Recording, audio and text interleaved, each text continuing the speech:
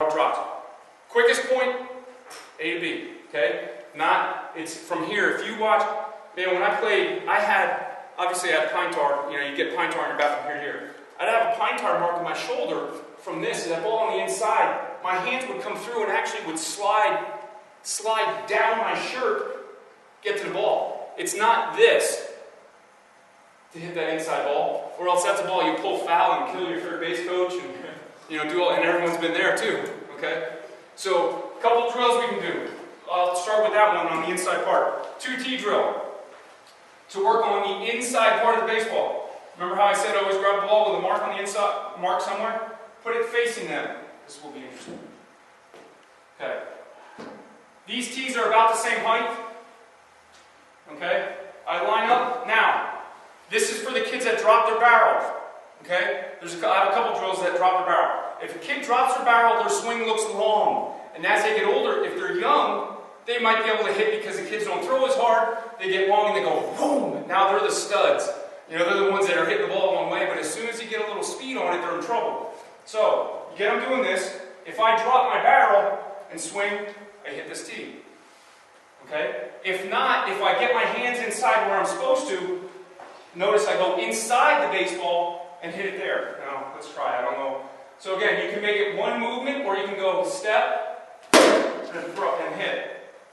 Okay? You can put a ball on here. And if you hit the ball, obviously it shoots. You can raise this tee up a little bit more. Alright? It's not a chop. I'm getting this barrel in the hitting zone as long as possible. If I get my hands inside, notice this barrel flattens out. If I get beat, this bat's in the hitting zone here.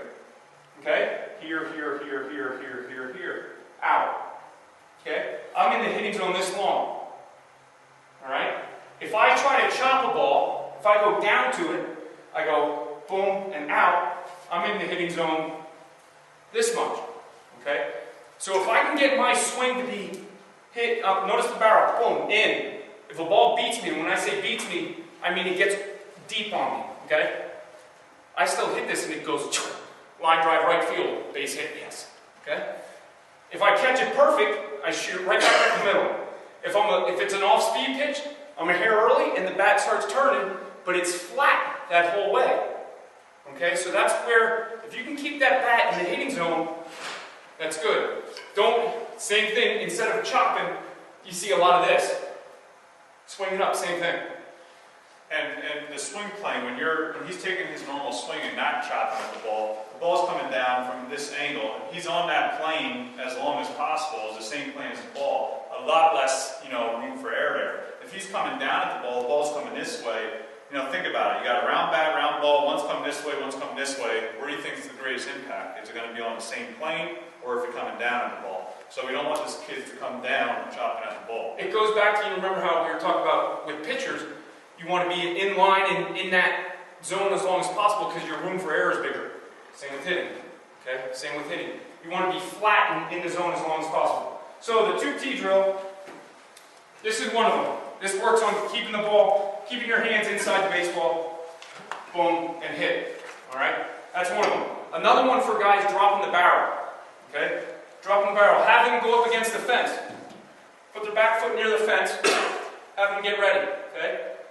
If I drop my barrel, I take a step and swing, I'm obviously going to hit this.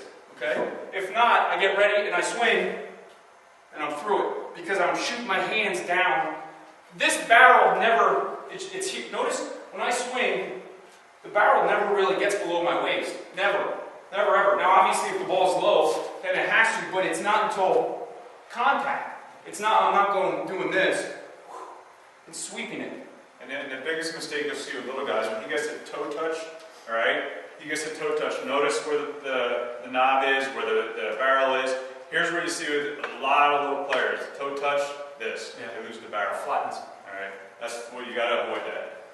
Okay. So at checkpoint, see where they're at toe touch. And this is the hitting position, the ready position. And the other thing, you'll see this, or you'll see, I have to get my barrel here on contact. Okay? I have to get there, obviously. If I go here, I'm going to be long, and I'm going to get jammed and things like that. If I go this way, it's that much further for me to get this barrel to there. So again, when they're younger, they can still be studs and hit the ball a long way. As soon as you put a little speed on that ball, we're in trouble. Alright? Just to clarify, make sure I'm right, just like the plant foot is on the ground before you Yes. get throwing, that front foot's on the ground before you go Yeah, back. that's the other thing too. You are set. That foot, that front foot needs to be down before you swing. It's not this swinging as this is coming down, because then I'm not seeing the baseball. Okay? Remember, I don't want to move my head because I need to see the baseball. As they get older, they start. This goes in one of those drills too that we'll talk about. When Coach Rao is taking the pitchers on the side and they're throwing bullpens, one of your stations should be to track the baseball. So you have 3 or 4 kids go stand in there for Coach Rao's pitchers, and they track the baseball. What they should do is watch the spin of the baseball. The baseball spins different 2 seams as it would 4. A 2-seam fastball, I don't know if you'll be able to see it, but if I hold a 2-seam fastball, when I spin it, see how white it looks? Okay, you see more white. Here's a 4-seam. Probably the ones right in front can see it. Here's a 4, which is a little darker.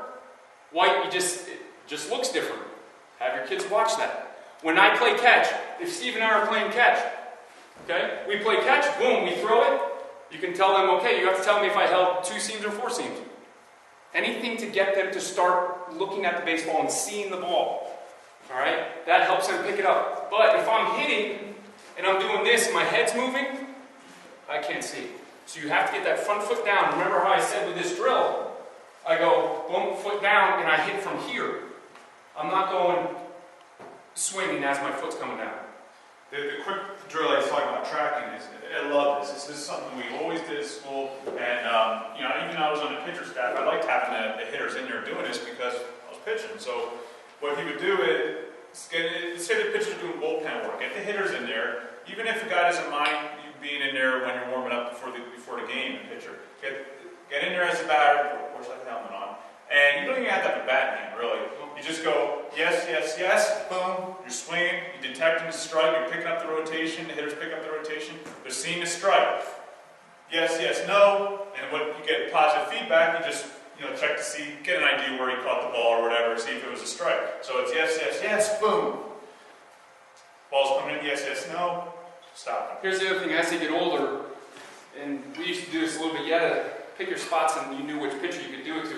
But you can tell them, hey, they want to know. If he's out there practicing, and I think, man, I'd like to hit against him, and just kind of chuckle as I walk away, he wants to know that. He wants to know his slider had a huge dot on it that I could see from a mile away, or hey, Steve, that slider was pretty good. And for the people that don't know, sliders that are good, all you see is just a little tiny dot. That's all you see.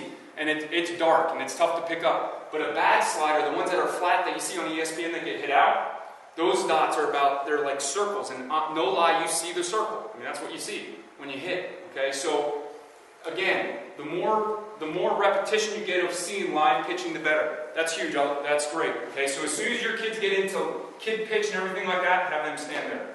All right. Another drill with a wall. I talked about this one, where you hear it and you boom, you drop it. Is another one. Pretend this chair is a fence. Okay. Take the bat, go up against the fence like this, and just swing.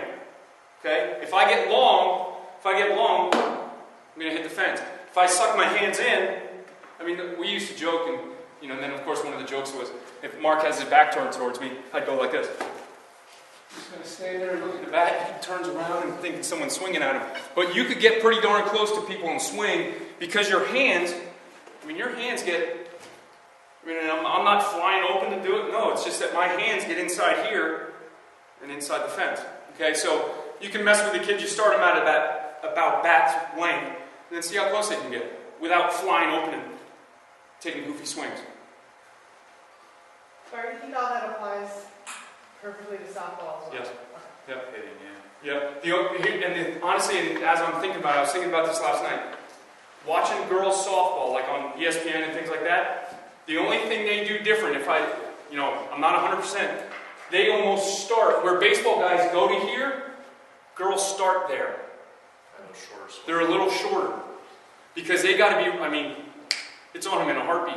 Okay, so you don't see many of them. They might start a little wider and just get some rhythm going, and going. But you don't see too many girls stand up like this and go, get ready that way. So I think with softball, I think it's just shorter. Is there any standard or not any standard play? I know the first thing you ask them is, can your back reach the outside of the plate? Is there any standard about distance from the plate that they stand, or? It all depends how you take your approach and your stride. This is really, it's going to be personalized from kid to kid, okay? Me, I always was taught, you want to get as far back in the zone as possible, okay? I have a longer time to see the baseball. Whether the kid, and then I've heard coaches say, well, move up if he's slow. Yeah, so you hit the curveball. Yeah, absolutely not. You know why? Because if you're back here, it's going to be low and out of the zone, you don't have to hit it, okay? There was only one kind of pitcher you would move up a little bit, is that nasty sinker ball guy, but at everyone's age here, you don't have to worry about that nasty sinker ball, okay? I was always as far back as I could get, and I put the bat down comfortably on the inside part of the corner, on the inside corner, all right? The reason I did this was, okay, here's my stance. Remember, to hit the outside pitch, I have to hit it deep, okay? So I hit the outside pitch here. I have it covered easily, okay? The reason kids get closer is because they try to hit the outside pitch here. So if I'm back here and here's the outside pitch, no, I don't get to it because I'm trying to hit it way out here. Okay, that's where the tee comes into play and say, okay, hey, we got to hit it deeper. But for me, nice and relaxed on the inside part, just get ready. You got to watch where they stride too, because everybody's stride's different. You can also draw. We talk about line. He uses a line for pitching. I use a line for. Use lines, where you draw a line straight here, toes. I was a guy I started open and stepped towards the plate a little bit. And again, I'm not a cookie cutter hitting coach, not one bit. But I think everyone needs to get to this position. Okay, so how you get there, it's up to them. But with kids, I always try to keep them basic because they're kids. If you have them start like this, it takes a lot to get them into position. So I was always pretty much shoulder width apart. I actually would have them, you can have them open their front foot just a hair. Not too much because then they start opening, okay? But what that does is, if you have them totally square, that has them tendency to do this, to dive towards the plate. You don't want that, because now your hips are locked up and you're really in trouble. And this goes to the point of being smart, and understanding how hitters hit, taking the catcher and pitcher into the equation, being smart catcher and pitcher. So if the hitter's doing a little of the step in a bucket, you call it, so he's at his normal stance, and he takes his stance out to here. Where do you think we're going to pitch this guy? Outside. Right, outside. And if he did the opposite, what are we going to do? We're going to just bust him in. Now, do we have any 14, 15-year-old coaches here? No? Okay. Then I'll let that one go. We actually, believe it or not, guys that do this, okay? You want to make them aware of this pitch, throw it here. You know what they're going to do with it? They might hit it 900 feet, but it's going to be foul. Strike one. Here you go. Do you want another one? Wow! And they're sitting there, dang, I just missed that one. And then all you do is throw a fastball in the outer half, and they miss by 2 feet. Strike three. Now just watch though. If they are doing this, opening up a little bit, now watch where they are. If they're already on top of the plate, they can still have plate coverage out here. So you got to be careful of that. So you got to see how far they are with the plate, where they're striding to, and then you can adjust your pitching that way.